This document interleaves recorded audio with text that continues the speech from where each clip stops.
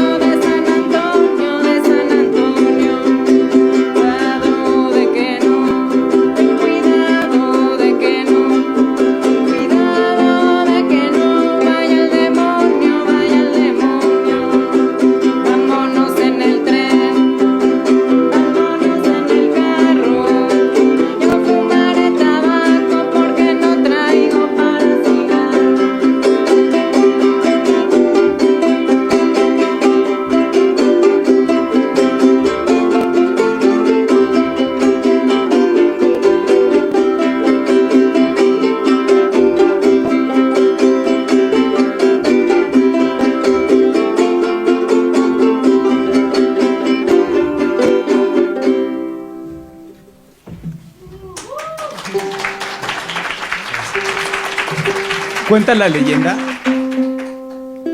que hace miles de años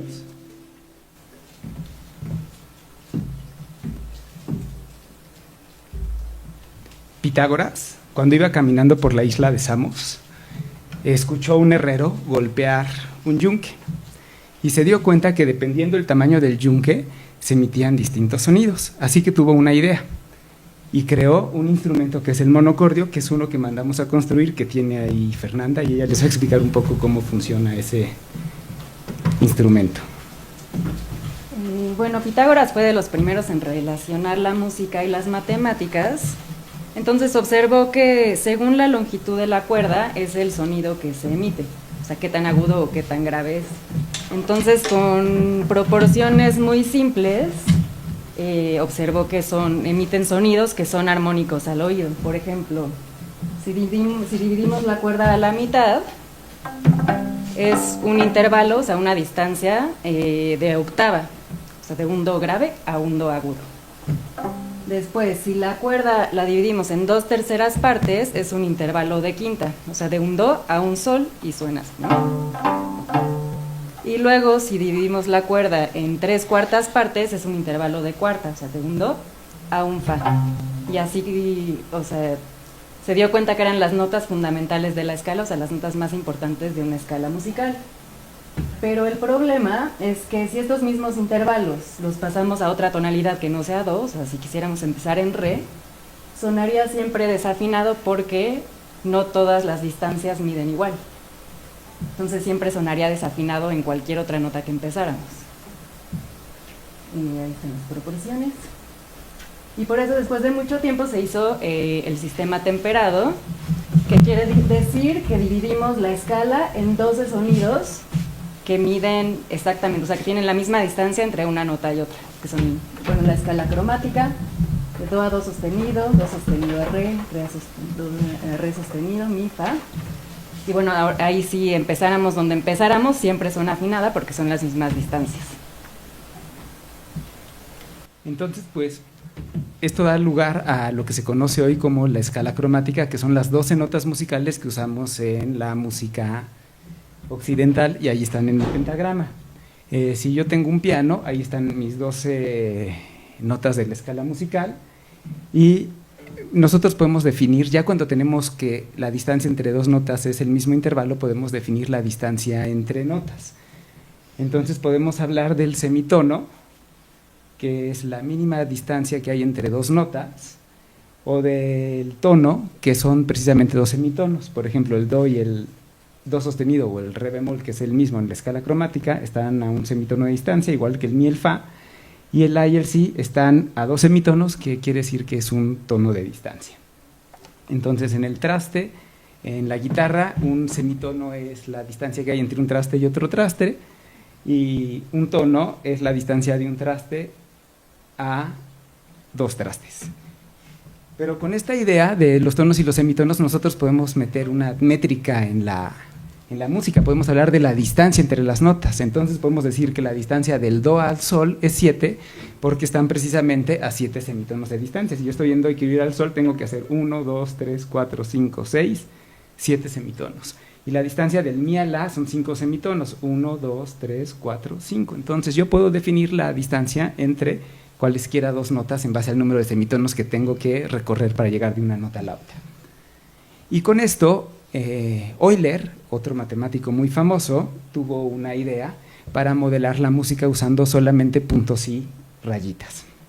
Entonces, lo que hizo Euler, este es uno de sus dibujos que aparece en uno de sus artículos, que es probablemente una de las primeras gráficas dibujadas. Él lo que hizo fue, yo tengo ahí mis 12 notas musicales. Entonces voy a poner un puntito por cada una, pero las voy a acomodar de una forma distinta.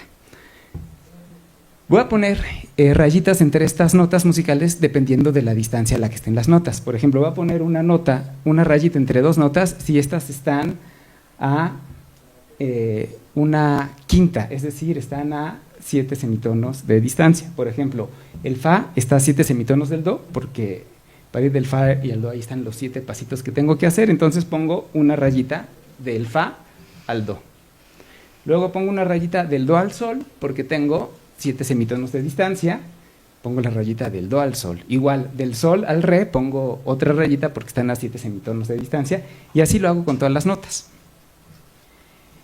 Y luego en la otra dirección vamos a poner otra relación, que voy a poner una nota entre dos vértices si están a 4 semitonos de distancia, es decir, si en términos musicales son una tercera mayor.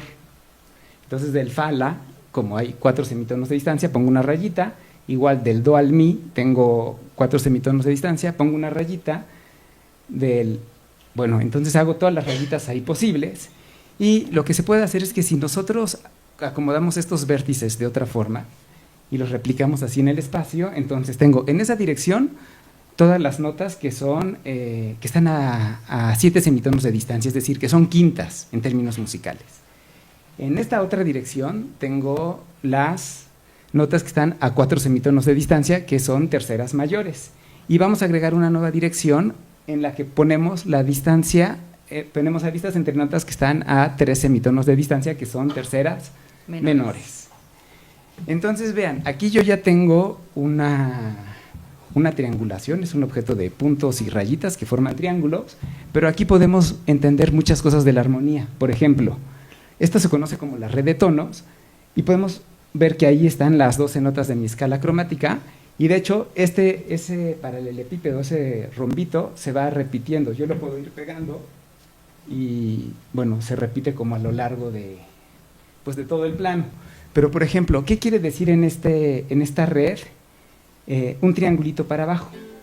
Si yo me fijo en el triangulito que va hacia abajo, pues ese triangulito tiene las notas de do, sol y mi. Entonces ese triángulo lo podemos escuchar.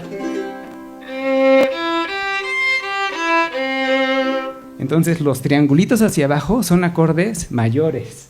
Y también podemos ver qué sucede con los triangulitos hacia arriba.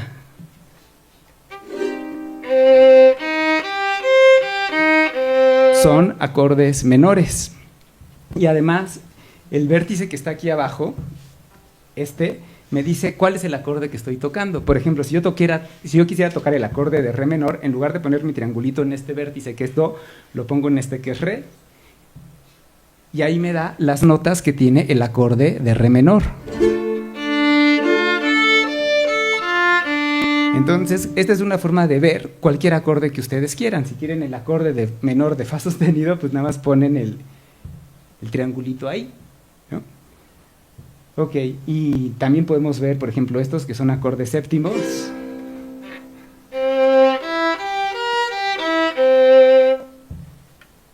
O también podemos encontrar las escalas. Esa es la escala, ese dibujito me da las notas de la escala de do mayor.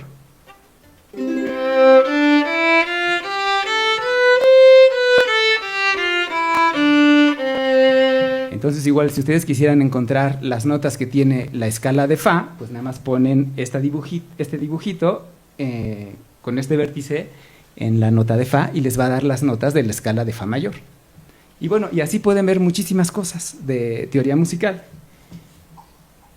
Y bueno, usando un poco esta idea que tenía Euler de modelar la música con puntos y rayitas o flechitas, vamos a ver también cómo podemos usar música, más bien matemáticas, para modelar música. Imaginen que tienen una partitura, esa partitura. Entonces yo voy a poner un puntito por cada nota. Las notas las estoy entendiendo como el tono que tiene y la duración que tiene. Entonces, por ejemplo, esta primera nota, que es un do, le pongo este colorcito morado. A la siguiente, que es un mi, le pongo este verde. Las siguientes dos, como son sol y las dos son las mismas notas, tienen la misma duración y el mismo tono, les voy a poner el mismo colorcito. Luego tengo este fa, que no ha aparecido, así que sería un colorcito nuevo. Luego tengo este la, que tampoco había aparecido, pongo un colorcito nuevo. Pongo este, que es un sol, que como ya había aparecido antes, pues es el mismo que estaba antes.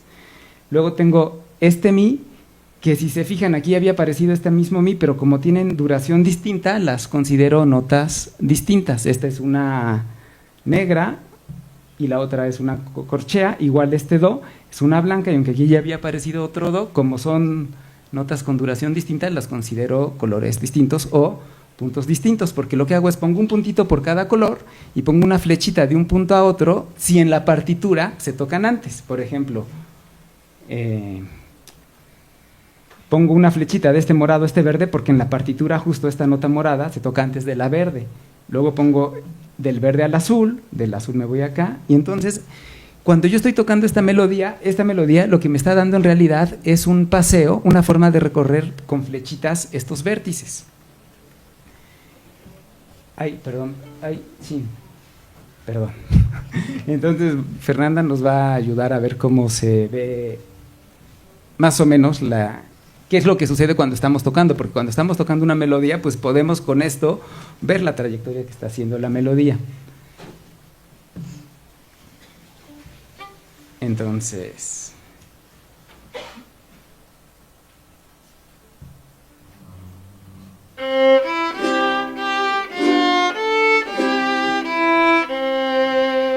la melodía, pues la podemos ver como un recorrido en esta gráfica.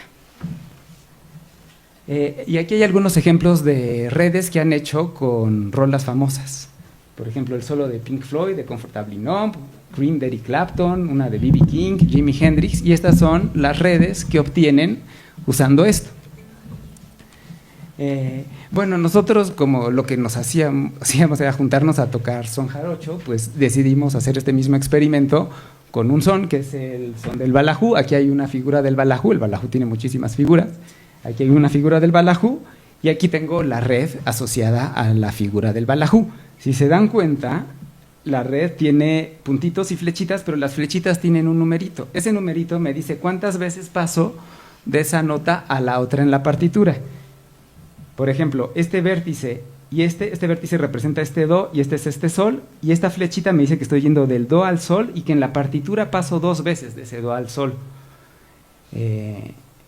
Esta es la primera y esta es la segunda.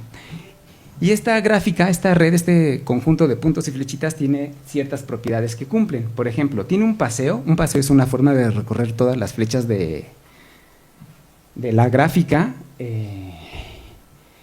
sin repetir flechas.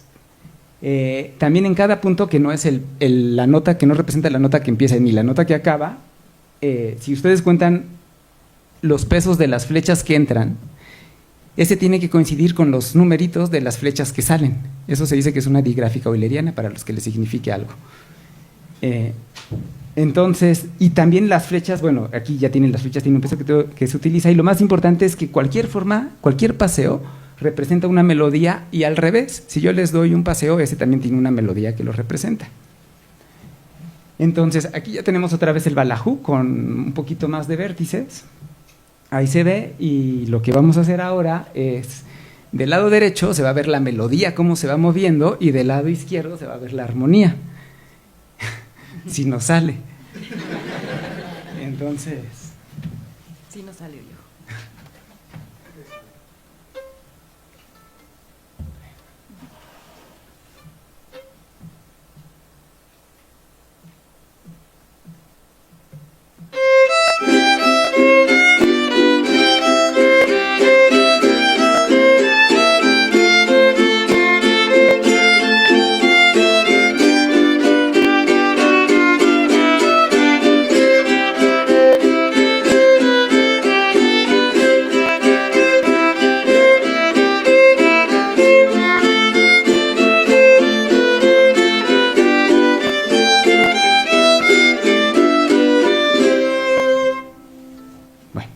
Entonces es una forma, estos modelos matemáticos nos permiten tal cual ver la música.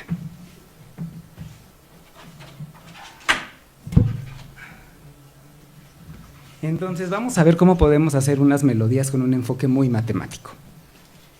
Aquí teníamos el balajú, ahí tengo la red del balajú, esa red la hice con otro programa y tiene un poco más de vértices, pero recordemos que cualquier paseo, o sea, cualquier forma de recorrer las flechitas de esa red, representa una melodía, y al revés.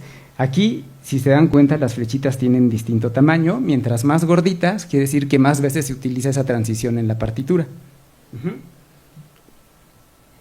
Entonces, como todo paseo representa una melodía y al revés, pues podemos pensar, vamos ahora a fijarnos en la red, en la gráfica, y ver de qué forma podemos hacer un paseo. Una forma muy sencilla es al azar.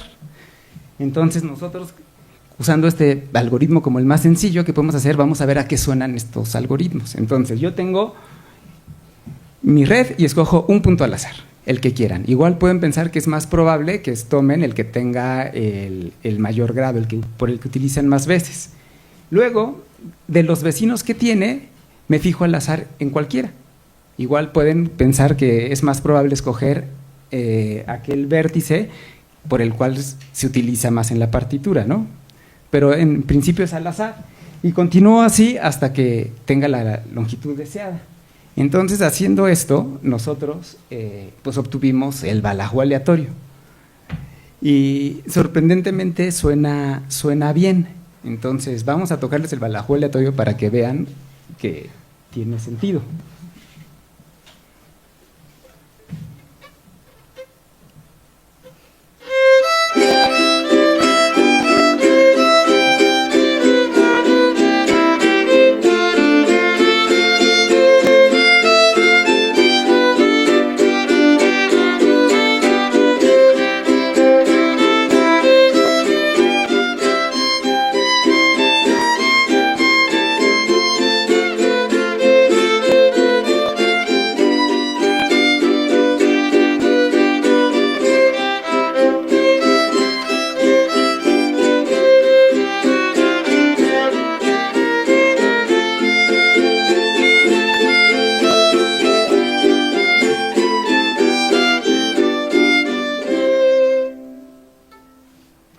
Entonces, esta canción la obtuvimos haciéndole así clic a la computadora y dándonos un paseo aleatorio.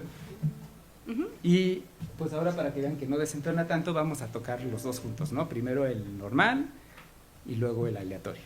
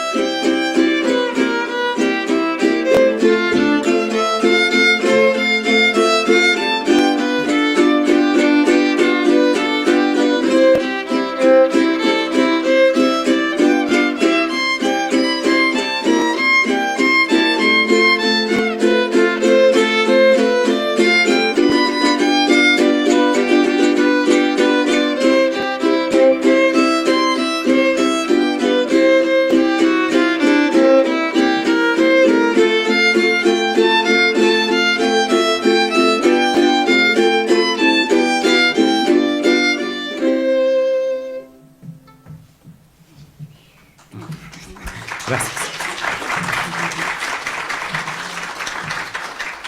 Pero ¿y el ritmo qué? Y bueno, pues también podemos usar matemáticas para crear ritmos. De hecho, les voy a hablar de unos ritmos, pero antes de hablarles del ritmo, les tengo que hablar del máximo común divisor. Entonces, ¿qué es el máximo común divisor? A ver, un divisor de un número es un número entero que lo divide. Por ejemplo, 3 es divisor de 12, porque si yo divido 2 entre 3 me queda residuo 0. Cuando uno se la quesita, el residuo es 0. Entonces, cuando estamos hablando del máximo común divisor, me estoy fijando en el máximo divisor que divide ambos enteros. Por ejemplo, si yo quiero encontrar el máximo común divisor de 20 y 32, me fijo en todos los divisores de 20, en todos los divisores de 32, me fijo en los divisores que tienen en común, y el más grande de esos es el máximo común divisor. Bueno, el máximo común divisor es algo muy importante y se busca desarrollar formas eficientes para encontrarlo.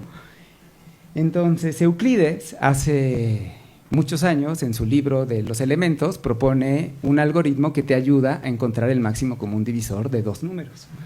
Entonces, su algoritmo se lo voy a explicar con un ejemplito. Imaginen que ustedes quieren encontrar el máximo común divisor de 32 y 20. Entonces, uso el algoritmo de la división, es decir, escribo a 32 como 20 por 1 más 12. Luego me fijo en 20 y en el 12. Y escribo 20 como 12 por 1 más 8, es decir, como 20 por algo más el residuo. Y así voy aplicando el algoritmo de Euclides, ahora con 12 y 8. 12 y 8 lo puedo ver como 12 es igual a 8 por 1 más 4. Los residuos, si se dan cuenta, van disminuyendo 12, 8, 4. Y luego en el último paso utilizo 8 y 4 y me queda que 8 es igual a 4 por 2 más 0. Cuando el residuo es 0, el algoritmo se detiene y resulta que el último residuo distinto de 0 es el máximo común divisor, que en este caso es 4, que ya habíamos visto que es el máximo común divisor. Entonces, ya con esto presente les vamos a ver qué es el ritmo. Bueno, el ritmo es la manera en la que distribuimos el sonido en el tiempo. Y no solamente en la música hay ritmo, sino al hablar tenemos un ritmo, en la naturaleza todo lo que suena tiene un ritmo. Y aquí, por ejemplo, tenemos en las líneas, que son 8 pulsos, o sea, 8 lugares en donde puede o no haber un sonido. Y solamente en donde vemos las palmitas va a haber un sonido y donde no va a haber un silencio.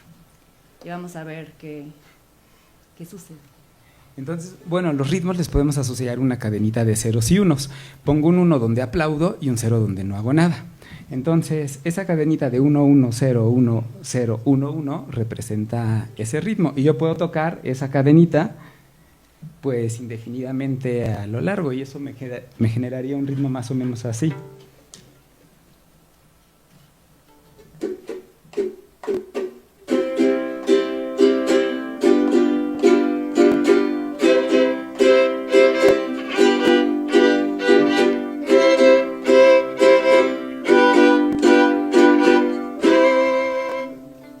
Entonces, esa cadenita de ceros y unos tiene ese ritmo. Y pues vamos a ver cómo podemos usar el algoritmo de Euclides, ahorita van a ver cuál es la relación para construir estos ritmos euclidianos. Imaginen que tenemos 16 pulsos de tiempo y queremos distribuir en esos 16 pulsos de tiempo 6 palmaditas. ¿Cómo le hacemos? Pues vamos a acomodar los unos a la izquierda y los ceros a la derecha. Entonces vamos a ir poniendo los ceros abajo de los unos hasta que ya no tenga. Entonces voy a ir poniendo todos los ceros abajo de los unos y me queda eso. Si se dan cuenta, ay, me adelanté.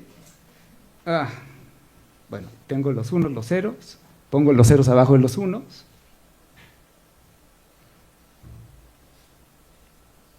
Y ya cuando llego ahí, si se dan cuenta, tengo 4 columnitas que tienen un 1 y 2 ceros y tengo 2 columnitas que tienen un 1 y un 0.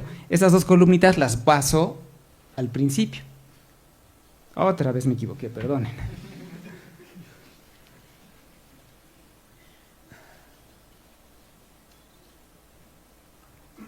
Entonces, esas 2 columnitas las paso al principio, ahí está una, otra, y vuelvo a repetir el proceso. Las 2 columnitas que me quedan a la derecha, las paso.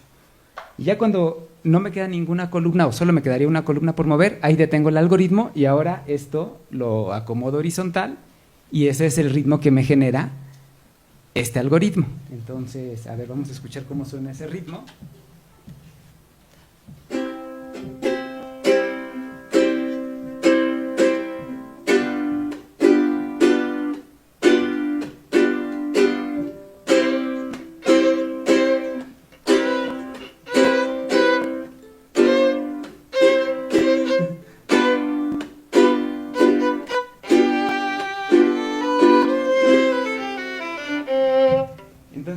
El ritmo que genera este, y este se conoce como el ritmo euclidiano E616 porque distribuye 6 aplausos en 16 pulsos de tiempo.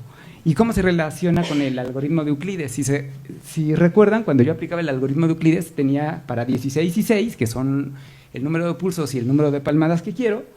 16 por el algoritmo de la división lo puedo ver como 6 por 2 más 4, y en el primer paso yo tenía esta configuración que eran 6 columnitas de unos y ceros y luego 4 ceros solitos. En el siguiente paso yo tengo 4 columnitas de un 1 y 2 ceros y 2 de 1 y 0 y pues 6 es igual a 4 por 1 más 2, entonces no sé si ven la relación, y en el último ya solo tenía 2 columnas de un tipo y 0 del otro. Y estos ritmos euclidianos tienen una peculiaridad, es que distribuyen los pulsos, los acentos, de manera homogénea, lo más distribuidito posible, lo más uniforme que se puede. Y estos ritmos aparecen en un chorro de lados, no son ritmos que se hayan inventado los matemáticos, aparecen en un chorro de lados. Vamos a ver, por ejemplo, dónde. Ahí yo tengo el 5-8. Entonces, si aplico el algoritmo de Euclides, pongo mis unos a la derecha, los ceros a la izquierda, o bueno, según como lo estén viendo. Como ya no tengo más ceros, pues paso las columnas que me quedan, y ahí ya como me queda solo una columna, ahí termina el algoritmo y me queda este. Y una vez que tengo este ritmo, pues puedo generar nuevos ritmos. Por ejemplo, puedo moverlos, irlos moviendo, y estos son transformaciones de este ritmo que me dan nuevos ritmos. Entonces, pues, tenemos ahí distintos ritmos, y por ejemplo, vamos a ver ahorita que suena este ritmo, y lo vamos a combinar con estos dos ritmos, a ver si reconocen la rola. Entonces, suena.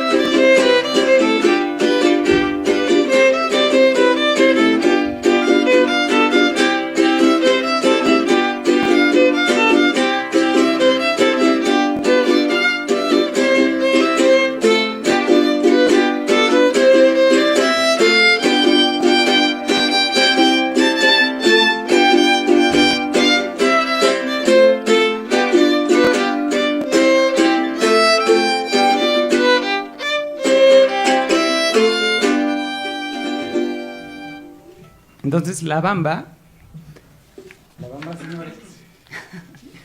señores, usa ritmos euclidianos. Y no solo es el único, la cumbia es otro ritmo euclidiano, el reggaetón es otro ritmo euclidiano. Entonces, pues ya vimos armonía, ya vimos melodía y ya vimos ritmo, y con eso ya podemos hacer una rola muy matemática. Entonces, ¿cuál es la idea para hacer una rola muy matemática? A ver, ustedes escojan su melodía favorita. Asócienle una gráfica así como vimos. Los puntitos son las notas y las flechitas me dice cuando una nota se toca antes que otra. Y como ustedes quieran, creen un paseo en esa gráfica. Eso les va a dar una melodía. Luego escojan sus dos números favoritos y calculen el ritmo euclidiano con esos dos numeritos y toquen la melodía con ese ritmo. Y nosotros hicimos el experimento y para eso pues usamos la partita número 3 de Bach. ¿Por qué no? Y bueno, Fernanda nos va a hacer el favor de tocar la partita número 3 de Bach para que la escuchen.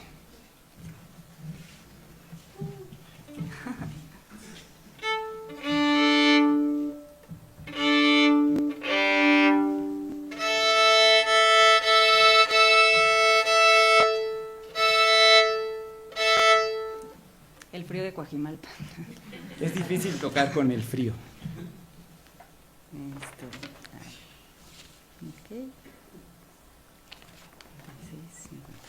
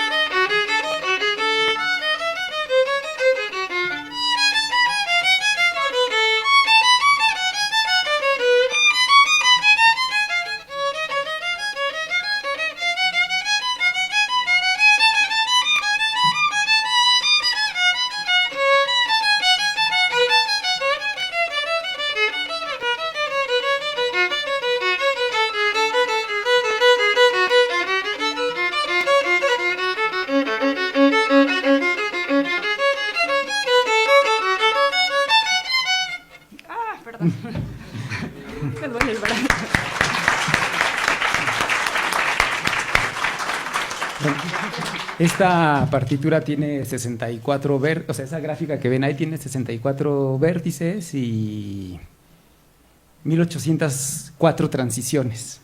Entonces, es un chorro, ¿no? Bueno, y entonces pues nosotros hicimos eso que dijimos, usamos esta rola, usamos un algoritmo, usamos nuestro ritmo y tenemos la partita azarosamente euclidiana. ¿La quieren escuchar? A ver si les suena en algo a Bach, porque está sacada de la… O sea, todas las transiciones que usamos en algún momento se usaron en la partita número 3 de Bach.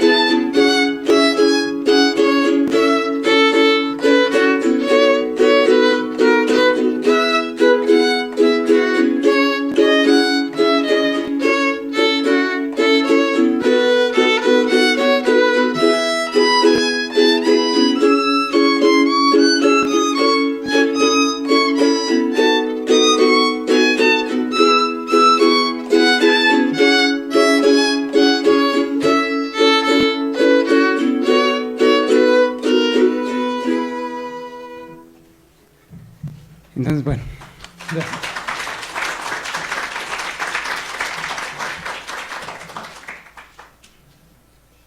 Y bueno, no es… esta es una forma como de utilizar matemáticas para hacer música, pero también ya se había usado antes. Hay un juego que se le atribuye a Mozart, que se conoce como el juego de dados. Se le atribuye a Mozart y hay muchas dudas porque se publicó 15 años después de su muerte y bueno, pues Mozart nunca hizo referencia a esto en vida.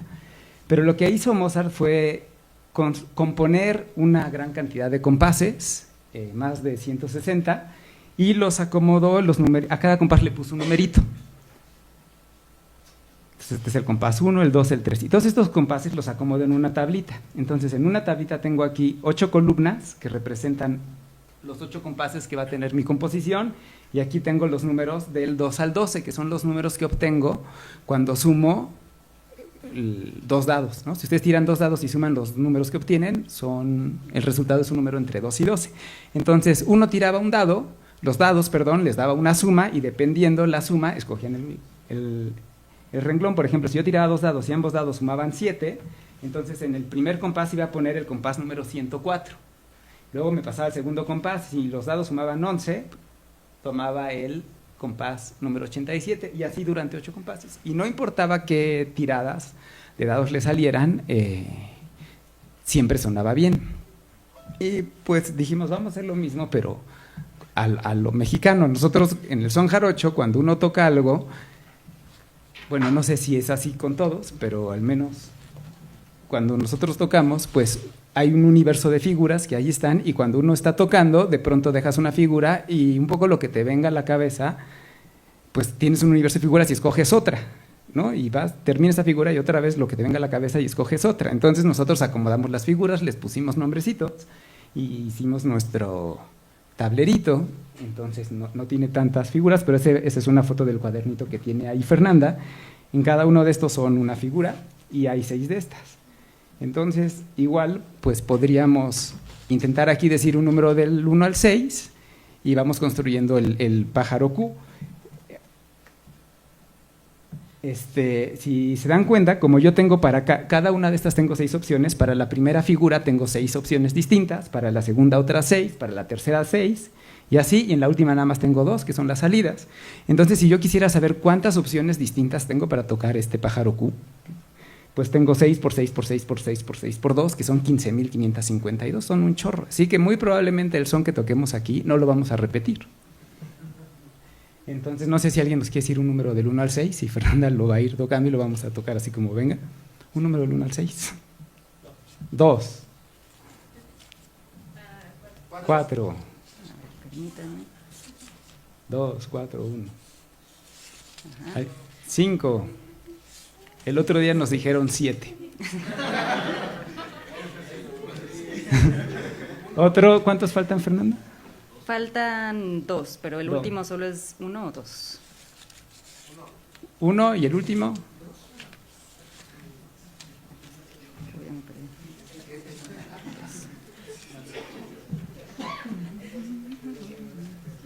¿El último es 1 o 2?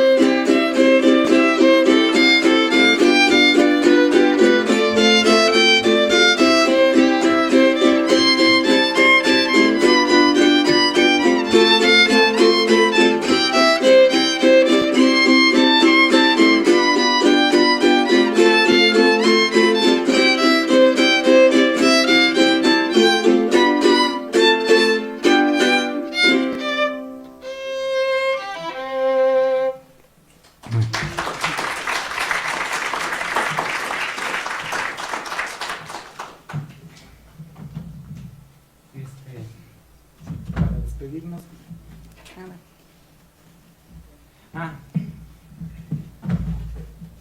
Antes de despedirnos, pues íbamos a tocar una despedida, pero le preguntaron a Igor Stravinsky, este famoso compositor ruso que hizo la de, ¿cómo se llama? La de la primavera. La consagración de la primavera. Le pidieron que hiciera un dibujo que representara su música y hizo ese dibujo.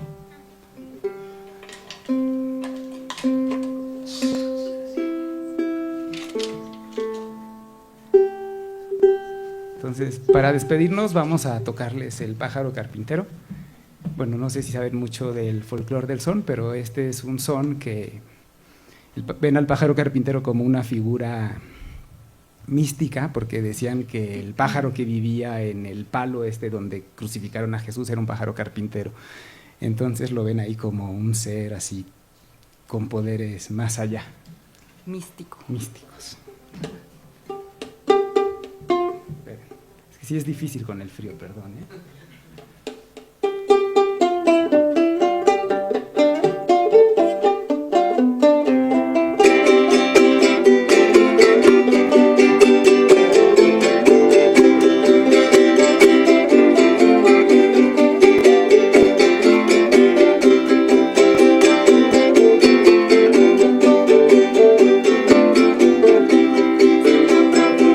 Del bosque se oye un golpe machetero.